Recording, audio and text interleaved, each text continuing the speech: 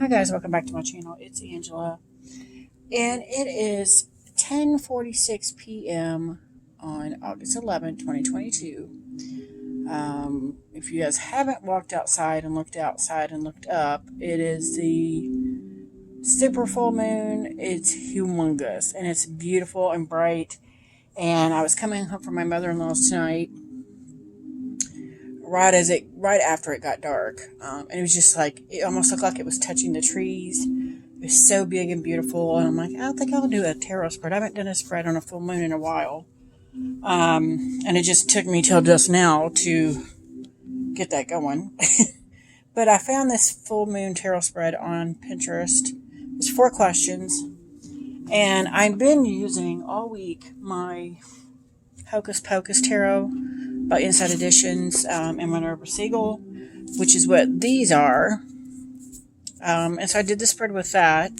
And then the Oracle card, I pulled the overall energy for the spread with that. And then I swear to you, this Deviant Moon, which I rarely use, by Patrick Valenza, was screaming from the shelf, "It's a full moon. Why are you not choosing me?" And I'm like, why am I not choosing this deck? So I did 4 cards for that deck as well. And then I pulled from his Secret Pocket Mildred Payne's Secret Pocket Oracle, which I made a pouch for. This is the bigger version. I have both, but I pulled a card from that as well, just to round it out with an Oracle card for those 4 cards. But I am going to read them all together here. And so, without further ado, let's see what it says. So for question 1, if I can find what I just did on my phone, it's released. What I need to let go of. And I don't read reversals, and that was upside down, but that is the 9 of Swords and the 2 of Potions, which is the 2 of Swords. No, 2 of Cups. 2 of Cups.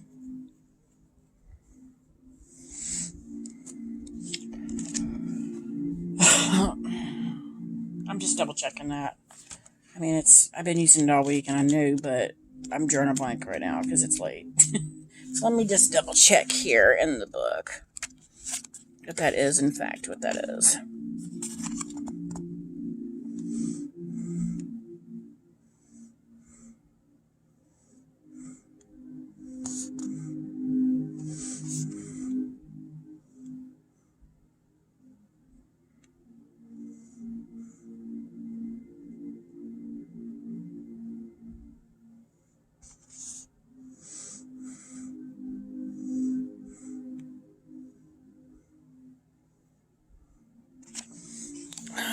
I thought it did say it in here. I'm looking now.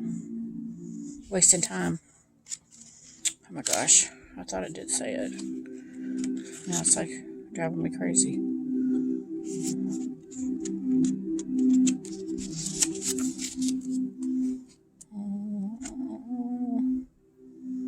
Yeah, the cups are potions. The pumpkins are... Let me just double check.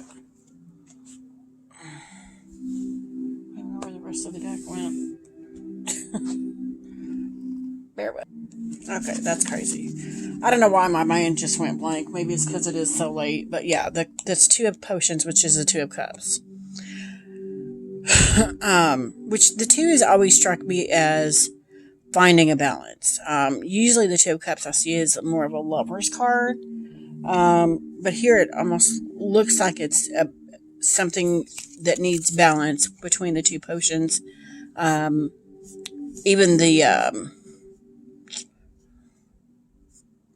Pestle Immortal here looks like it's tilted to where stuff's spilling out, and maybe there's a balance that needs to be had there.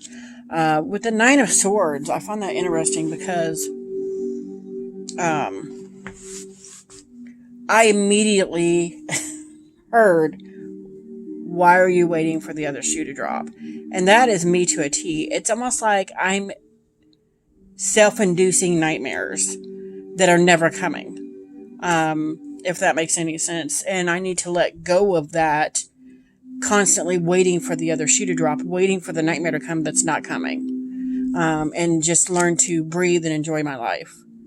Wow, that hit very deep and very hard.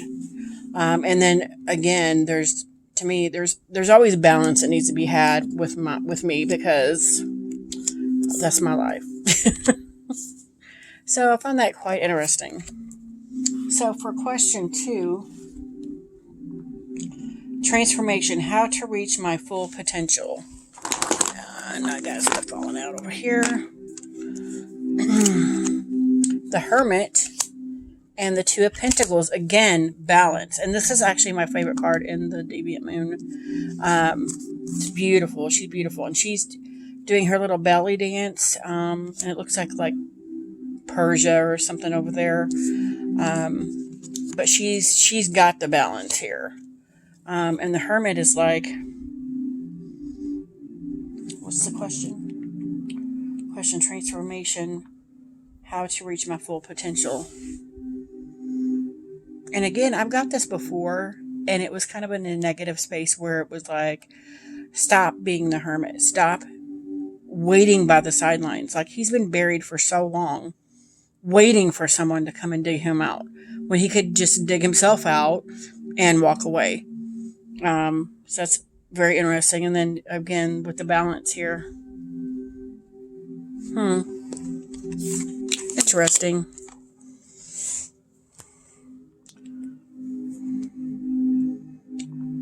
And so that's what I get out of that, how to reach my full potential. Find the balance, and you'll be able to step out of this hermit mode and take action. Interesting. So for card 3, illumination, what is coming to light now? What is coming to light right now? And we got the 10 of Lightning, 10 of Swords, and the 8 of Pentacles. Wow. And I have one other card here, or one other deck, that the 8 of Swords, or the 8 of Pentacles rather, instead of it meaning like you're hardworking, you're perfecting a craft, it almost like you're working yourself to death. Why are you working this hard?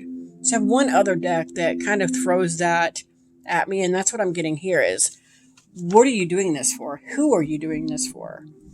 And so that is the real crux of the question here is, why are you doing it? Who are you doing it for? Are you doing it for yourself?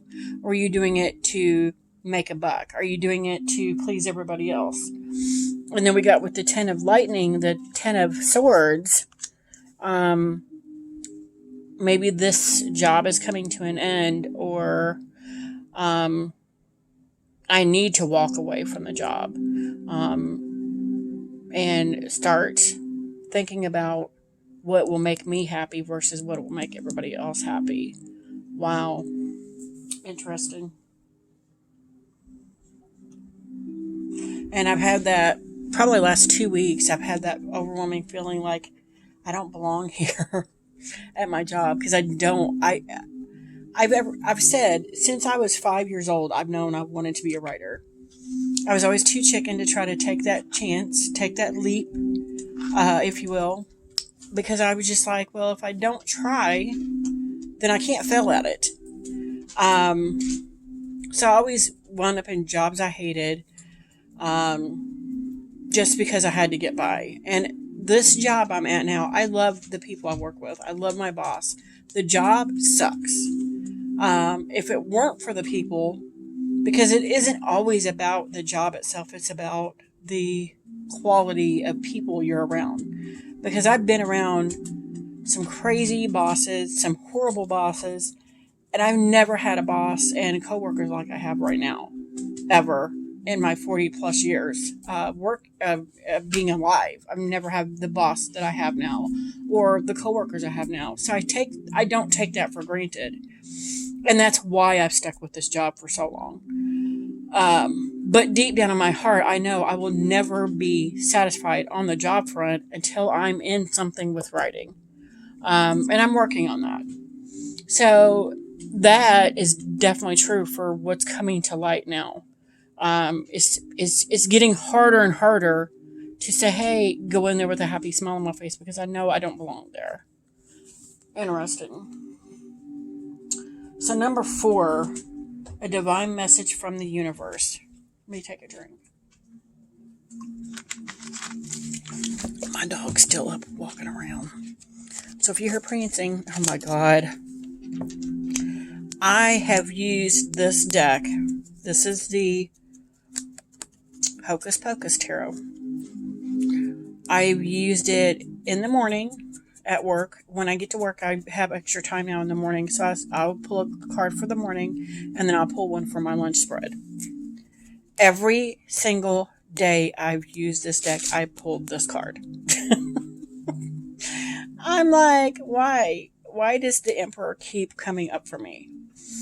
And then we have the King of Cups, the King of Emotions. I think the King of Cups is he's at that height of emotional stability.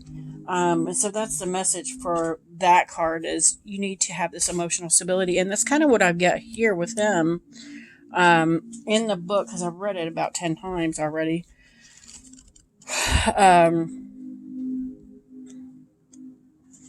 Hold on, let me get back to it. Where's the Emperor? It cuts to a little story because he's the dad. The Emperor holds the ultimate authority over his dominion, taking full command over that which he reigns.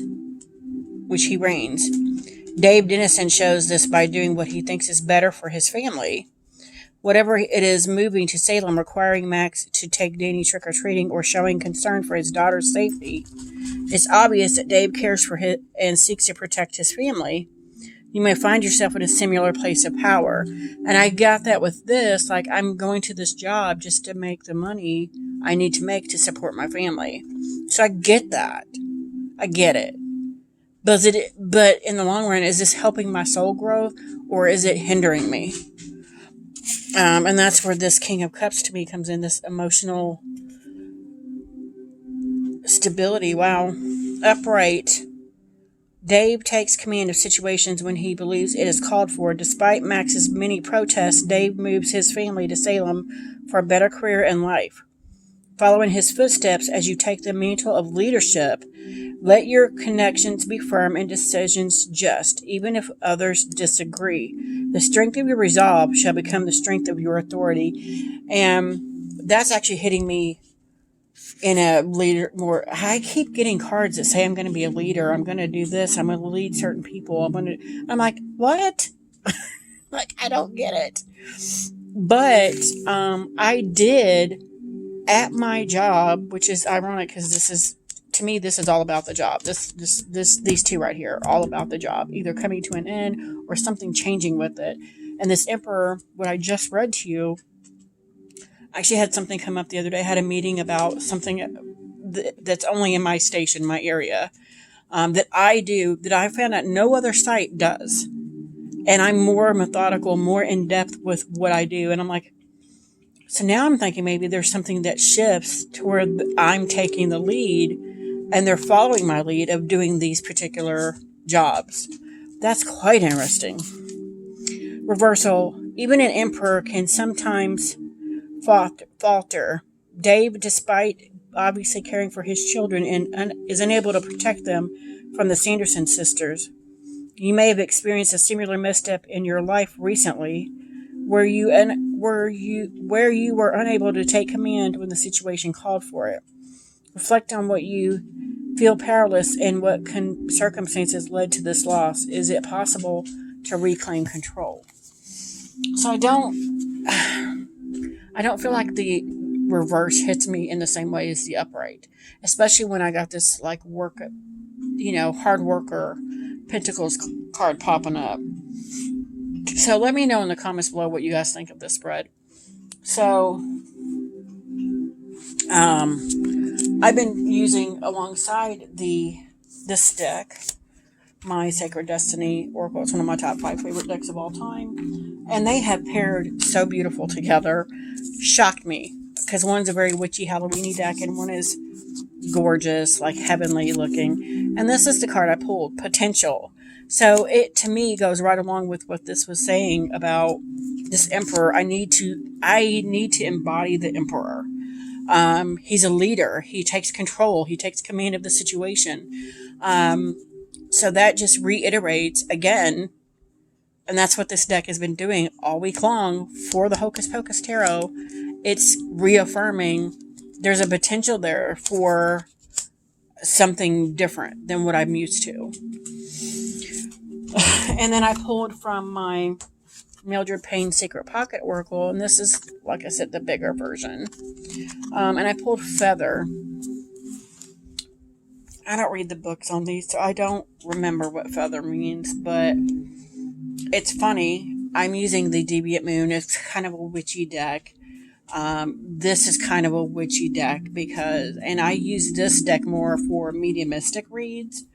And all I can hear was light as a feather, stiff as a board from The Craft when they were playing that game.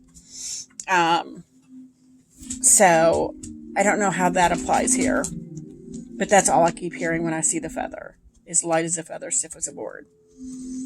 And maybe there's a potential to believe it. Maybe that's it. If you believe it, it will happen. Because in the movie, all they had to do is believe that they could lift her with just their fingers, and they were. So maybe that's the point of the feather here, is to your potential. And again, you think of the feather in Dumbo. Just because he had a feather in his trunk, he could fly. Like, that, again, leads back to this card with potential. If you believe it, you will know it. If you will do it. So I found that quite fascinating as well. But, yeah, that is my full moon spread. That's quite enlightening and quite deep for Thursday night. If you guys have any questions, comments, concerns, don't hesitate to comment below. If you like this video, give me a thumbs up. If you want to see more, please subscribe. And don't forget to hit that notification button so you're alerted to any future videos. And you guys have a good night. Bye.